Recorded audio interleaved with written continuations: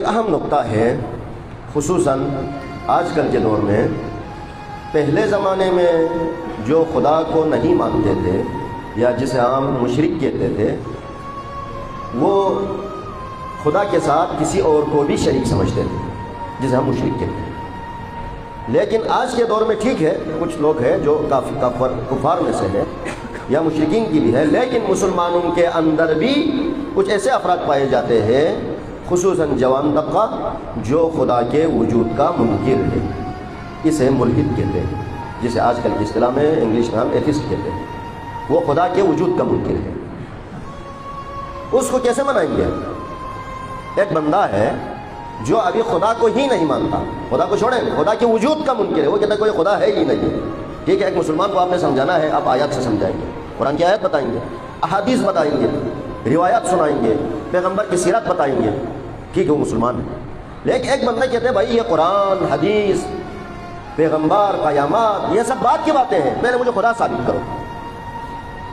پہلے مجھے خدا ثابت کرو، خدا ہے یا نہیں ہے؟ بہت سارے لوگ ہیں جو خدا کے وجود کا منکر ہے، ملحد۔ ان کو خدا ثابت کرنے کے لیے آپ قرآن سے، قرآن، احادیث، ان کو کہتے ہیں نقلی دلائل، یعنی نقل کی بنیاد پر آیات نقل کرتے ہیں، روایات نقل کرتے ہیں، احادیث نقل کرتے ہیں۔ نقلی دلیل نہیں چاہیے ان کو، عقلی دلیل چاہیے۔ عقلی دلیل کہاں سے ثابت ہوں گے؟ عقلی دلیل کے لیے آپ کے پاس علوم عقلی کا ہونا ضروری ہے۔ علوم عقلی کون سے ہیں؟ فلسفہ ہے، کلام ہے، منطق ہے، ان کا علم ہونا ضروری ہے۔ ابھی ہمارے ہاں عام طور پر فلسفہ، منطق جب سمجھا جاتا ہے تو سمجھتے ہیں یہ مسلمانوں کا ایک خاص علم ہے یا مولویوں کا کام ہے۔ ایسا نہیں ہے۔ آپ فلسفہ پڑھیں تو فلسفہ اس وقت مسلمانوں کے اندر فلسفے کے تین مکاتب موجود ہیں، تین مکتب موجود ہیں، یعنی جسے آپ انگلش اصطلاح میں کہتے ہیں سکول آف تھاٹ۔ تین سکول آف تھاٹ اس وقت فلسفے کے موجود ہیں: فلسفہ اشراق، فلسفہ مشاء اور حکمت مطالعہ۔ یہ تین فلسفے کے مکاتب موجود ہیں اس وقت بھی، سکول آف تھاٹ، صرف یہ تین مکاتب موجود ہیں۔ نیا کوئی مکتب فلسفے کے سامنے نہیں آ رہا مسلمانوں میں۔ ہاں، اسلام کی بات کرو، مسلمانوں کی بات کرو، شیعہ ہو یا سنی ہو، کوئی مذہبی فرق نہیں ہے، مسلکی فرق نہیں ہے، جس مسلک سے بھی ہو، کوئی نیا مکتب وجود میں نہیں آ رہا،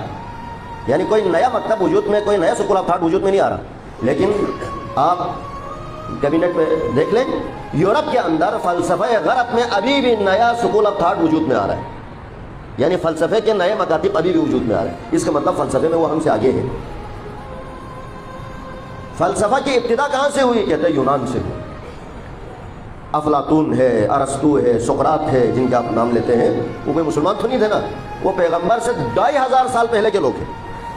2500 قبل از مسیح، حضرت عیسیٰ سے 2000 سال پہلے کے لوگ۔ اس وقت کوئی اسلام تو نہیں، لیکن وہ علم ہے، وہ عقلی علم ہے،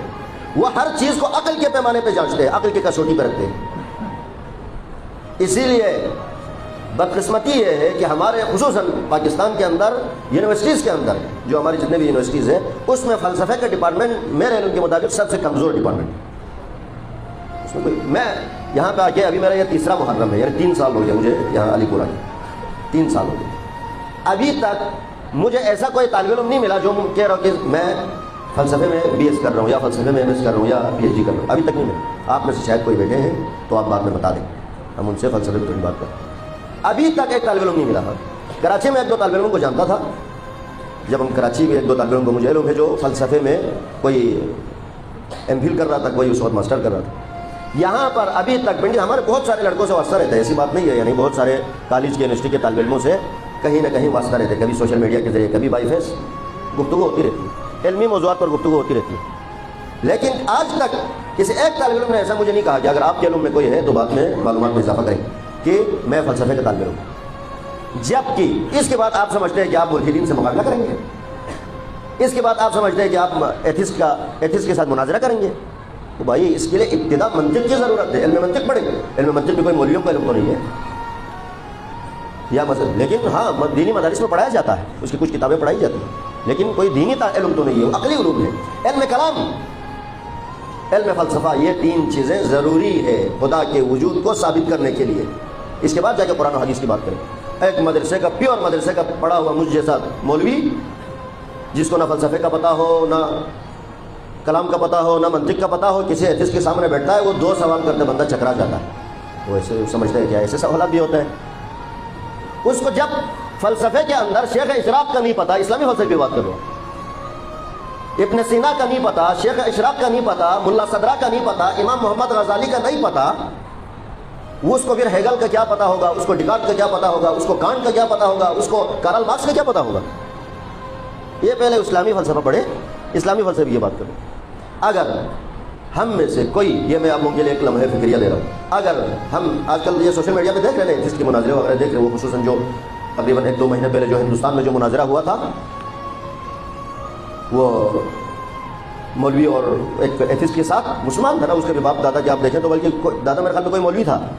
اس کے ساتھ جو مناظرہ ہوا تھا اس میں خیر وہ مولوی اگر اللہ مولوی کا باری ہوا ہے نا تو وہ قرآن سے نہیں ہوا ہے، ذہن میں رکھیے، حدیث کے کوئی حدیث کو جاوید اختر مان ہی نہیں رہا تو آپ کیسے ثابت کریں گے؟ اس نے علوم عقلی سے استفادہ کیا ہے، مولوی فلسفہ پڑھا ہوا ہے، کلام پڑھا ہوا ہے، منطق پڑھا ہے، اس کو پتہ ہے سامنے والے کو کیسے بیٹھانا ہے، لہٰذا ہمیں ان علوم کی طرف بھی توجہ دینے کی ضرورت ہے۔ ابھی کو ہم طالب علم سے ملتا ہے، کوئی کسی پوچھتا آپ کیا کر رہے ہیں تو کہتے ہیں جی میں میڈیکل کے فلان شعبے میں ہوں، میں مطلب انجینئرنگ کر رہا ہوں، یا فرض کریں میں اقتصادیات کا فلان، ٹھیک ہے وہ دنیا کی اقتصادیات ٹھیک ہے، لیکن فلسفے کی وجہ سے اسکوپ بھی اچھا ہے، ہاں ایسی بات نہیں ہے کہ کوئی آگے جا کے، اور دنیا کا بڑا انسان اگر کوئی بننا ہونا تو یہ میڈیکل انجینئرنگ پڑھ کے ٹھیک ہے وہ انسان کی ذات کے لیے فائدہ ہوگا، لیکن معاشرے کے لیے فائدہ ہو، اجتماعی فائدہ ہونے کے لیے علوم عقلی کا پڑھنا ضروری ہے۔ آج بھی اقبال کو ہم کیوں پڑھتے ہیں؟ علامہ اقبال کوئی شاعر تھا، حالانکہ اس سے بڑے اچھے شاعر موجود ہیں، میں اردو ادب میں خیر بات کرنا نہیں چاہتا، اس سے اچھے شعراء موجود ہیں، فارسی میں بھی اردو میں بھی، لیکن دنیا اقبال کو مانتی ہے، کیوں؟ شعر کی وجہ سے نہیں، اس کے فلسفی نظریات کی وجہ سے، اس کے دماغ جو اس نے فلسفے کے اوپر لگایا ہے۔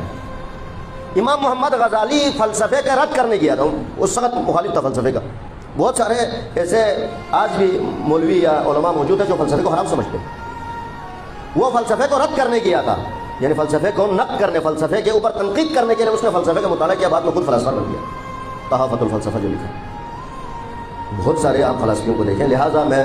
یہ کچھ نکات، ظاہری بات ہے ہمارے بہت سارے سامعین کے لیے تھوڑا سا خشک موضوع ہوگا، لیکن میں جوانوں کی اکثریت دیکھتا ہوں تو چلو ان موضوعات میں بھی تھوڑا سا آپ کی توجہ دلانے کی کوشش کرتا ہوں کہ ہمیں شرک شرک شرک، ہم 10 دفعہ سنتے ہیں مولوی کی زبان سے شرک ہے، فلان شرک ہے، فلان شرک ہے، وہ بھائی پہلے ان چیزوں کو چھوڑیں، پہلے آپ خدا کے وجود پہ کام کریں۔ آج کل یہ دورہ ہے، وہ جو پہلے والا یہ تعویذ لگانا بدعت ہے یا نہیں ہے، انگوٹھی پہننا بدعت ہے یا نہیں ہے، وہ ماتم میں سینہ پیٹنا، وہ دور ختم ہو گیا، وہ آپ ٹھیک ہے آپ صحیح سمجھتے آپ کریں، جو صحیح نہیں سمجھتے نہ کریں، لیکن ابھی ہمیں ایسے چیلنجز کا سامنا ہے مسلمانوں کو، وہ بھی دور سے نہیں اپنے اندر سے۔ میں نے پرسوں بھی کہا ہمارے اپنے معاشرے میں بہت سارے ملحدین سے متاثر بچے موجود ہیں، مجھے پتا ہے، یا وہ معاشرے سے ڈر کے نہیں بتاتے، ہاں جی، یا کبھی کبھار 1-2 مولوی سے پلہ پڑتا ہے تو مولوی کہتے ہیں دیکھو یہ گمراہ ہو گیا، یعنی فرقہ ضالہ میں سے ہے، گمراہ ہو گیا، لہٰذا وہ بیچارہ ڈر کی وجہ سے سوالات نہیں اٹھاتے، لیکن جس دن اٹھائے گا، جس دن لاوا پھٹے گا، بڑے گندے طریقے سے پھٹے گا۔ لہٰذا اس میں صرف مولویوں کی ذمہ داری نہیں ہے، یہ ذہن میں رکھیے، ٹھیک ہے؟ مولوی کو بھی فلسفہ آنا چاہیے، مولوی کو بھی نہ صرف فلسفہ اسلامی، نہ صرف فلسفہ مشاء و اشراق و حکمت مطالعہ، بلکہ اس کو کانٹ، ڈیکارٹ، ہیگل، یہ کارل مارکس، جتنے بھی فلاسفہ ہیں غرب کے جو مشہور، جو مکاتب فکر رکھتے تھے، جو باقاعدہ ایک سکول آف تھاٹ کے مالک تھے، ان کے نظریات بھی پتہ ہونا چاہیے آج کل کے مولوی کو، لیکن اس کے ساتھ ساتھ بھی ہم ہر ایک کا کام ہے، اسلام کے دفاع کوئی مولویوں کا ٹیکہ تو نہیں ہے، ہم سب اگر یہاں پہ بیٹھے ہیں تو اسلام سمجھنے کے لیے، اسلامی تعلیمات کو دیکھنے کے لیے، تو میرے عزیز جوانوں یہ ہم سب کے لیے لمحہ فکریہ ہے۔ میں